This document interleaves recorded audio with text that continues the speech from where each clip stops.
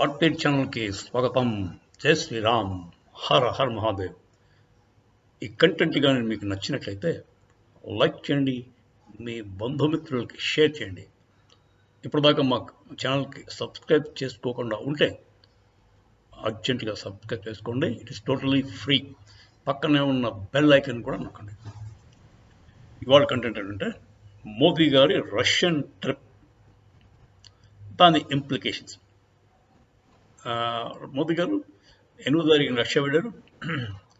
అక్కడ అతను రిసీవ్ చేసుకోవడానికి ఫస్ట్ వైస్ ప్రెసిడెంట్ వచ్చాడు. First vice president of Russia అంటే పుతిన్ తర్వాత నెక్స్ట్ ఇన్ కమాండ్ అతనే. మరి షీ జిన్పింగ్ వెళ్ళినప్పుడు ఆయన రిసీవ్ చేసుకోవడానికి ఇతను వెళ్ళలేదు. అతనికంటే జూనియర్ ఎవరు పంపించారు. సరే, ఇవన్నీ కూడా డిప్లొమసీలో దీస్ థింగ్స్ మ్యాటర్. మనం వెళ్ళినప్పుడు మనం ఎవరు రిసీవ్ చేసుకోవడానికి వచ్చారు, తర్వాత రిసీవ్ చేసుకున్నాక మనని ఏ విధంగా తీసుకెళ్లారు, ఆ హోటల్కి తీసుకెళ్ళడం. ఇతను వైస్ ప్రెసిడెంట్ మోదీ గారిని కూడా సేమ్ కారులో కూర్చుని మోదీ గారి హోటల్లో దింపారు. సో ఇలాంటి చిన్న చిన్న థింగ్స్ దే మ్యాటర్ అలాట్. ఆ తర్వాత వాళ్ళు షేక్ హ్యాండ్ ఇచ్చాడు, హగ్ ఇచ్చాడు. ఆ తర్వాత షేక్ హ్యాండ్ తర్వాత ఎంత వామ్గా వెల్కమ్ చేశాడు. ఐ టు ఐ కాంటాక్ట్ అంతా లేదా, అవన్నీ కూడా క్లోజ్గా అబ్జర్వ్ చేస్తుంటారు నిపుణులు. దాన్ని బట్టి ఇన్ఫ్లుయెన్సెస్ చేసుకుంటుంటారు. సో మోదీ గారి విషయంలో అయితే ఇవన్నీ పర్ఫెక్ట్గా జరిగాయి. తర్వాత పుతిన్ ఒక మాట అంతకుముందు అన్నాడు, ఇప్పుడు కూడా అదే అన్నాడు. ఏమంటే మోదీ ఎవ్వరికి లొంగడు, ఆయన ఓన్లీ వాళ్ళ దేశానికే పనిచేస్తాడు అని. ఎందుకన్నాడు అలా అన్నాడు? ఈ వర్క్స్ ఓన్లీ ఫర్ ఇండియా. అది అలాగే ఉండాలి మనిషి అన్నది. సేమ్ వే మళ్ళీ అది రిపీట్ చేశాడు ఆ స్టేట్మెంట్ని. మోదీ గారు is only for India, is total Nationalist అన్నట్టుగా చెప్పాడు. మోదీ కూడా మీకు అంతకుముందు long back Ukraine war start అయిన తర్వాత అన్నమాటే మళ్ళీ రిపీట్ చేశాడు.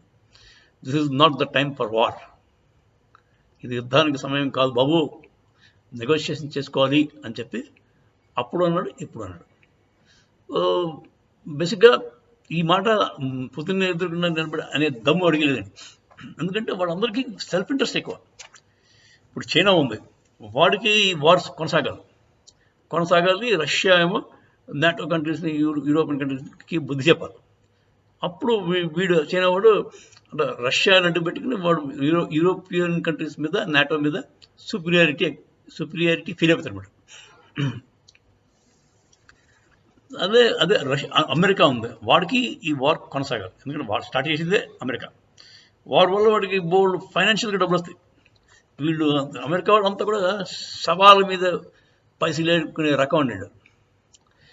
ఎవడో కొట్టుకుని వస్తుంటే ఈ డబ్బులు తీసుకుంటారు అమెరికన్స్.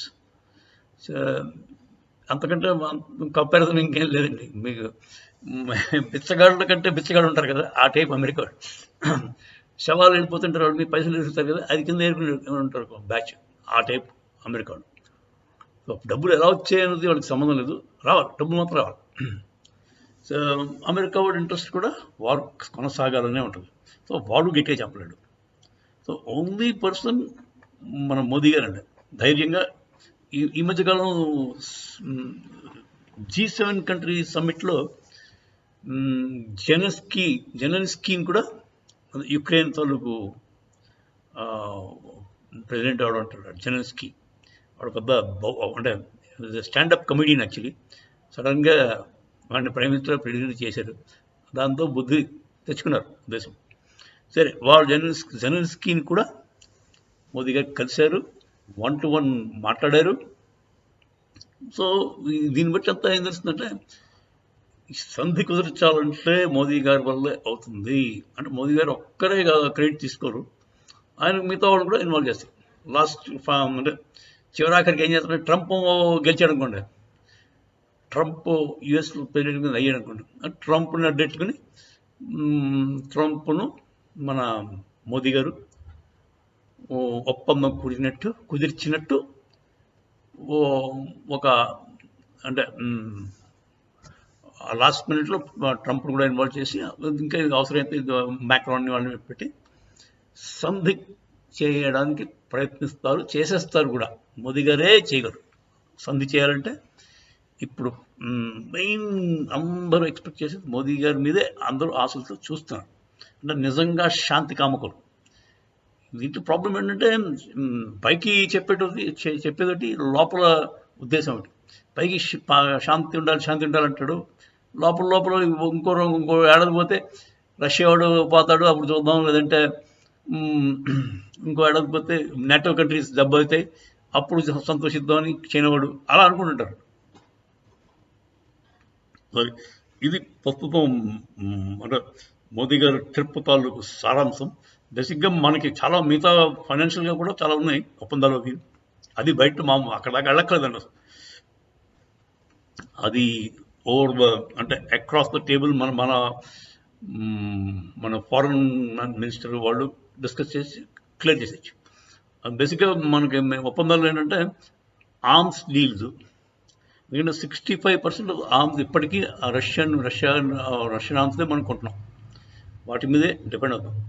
ట్యాంక్స్, ఎయిర్ క్రాఫ్ట్స్, సుకోయ్ అంటే రష్యాది, మిగ్ అంటే రష్యాది. తర్వాత షిప్పులు కూడా ఎయిర్ క్రాఫ్ట్ క్యారియర్స్ ఉన్నాయి కదా, మన విక్రమాదిత్య, అది కూడా వాళ్ళ దగ్గర తెచ్చుకుంది. సో ఇలాంటివన్నీ కూడా స్పేర్ పార్ట్స్కి అన్నిటికీ మనం we are dependent on Russia. At the same time మనకి ఈ మధ్య కాలంలో టెక్నాలజీ ట్రాన్స్ఫర్ అవి అడుగుతున్నాం, వాళ్ళు ఇస్తున్నారు కూడా.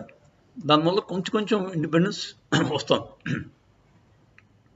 తర్వాత అంటే ఈ ఇండిపెండెన్స్ని కావాలా, ఆర్మ్స్ గురించి ఆలోచించక మేము ఇస్తామని చెప్పి అమెరికా వాళ్ళు, నాటో వాళ్ళు చెప్పారు. వాళ్ళు పెద్ద ప్రాబ్లమ్స్ చేశారు. మీకేంటి రష్యా 65% మేము అంతకంటే ఇంకా ఎక్కువ ఇస్తాం అని చెప్పి అన్నారు. కానీ వీళ్ళ నమ్మశక్యం కాదండి. వీళ్ళంతా కూడా అవసరానికి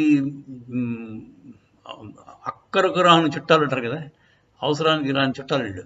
అవసరమైనప్పుడు దెబ్బేస్తాడు అమెరికా, మాకు పాకిస్తానే కావాలంటాడు, అప్పుడు ఏమైపోతాం. సో ఇదండి ప్రస్తుతం పరిస్థితి. అది మోదీ గారు వెళ్ళిన ట్రిప్ సారాంశం. అయితే పీస్ టాక్స్ కోసమే అయిండొచ్చు. ఆయన్ని ఘనంగా సత్కరించారు.